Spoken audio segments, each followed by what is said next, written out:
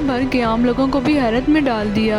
ये कहानी है 1997 में पैसिफिक ओशियन में सुनाई देने वाली एक अजीबोगरीब आवाज़ की। जितने भी रिसर्चर्स हैं उन्होंने अपनी तरफ से भरपूर कोशिश की पानी के नीचे से आने वाली आवाज़ को समझा जाए, लेकिन ये सवाल मजीद उलझता ही रहा। ये ना सिर्फ एक आवाज़ थी बल्कि एक ऐसी गूंज थी समंदर की वास्ट निचली गहराइयों से निकली और इसे हजारों किलोमीटर दूर तमाम हाइड्रोफोन्स ने भी इसे रिकॉर्ड किया।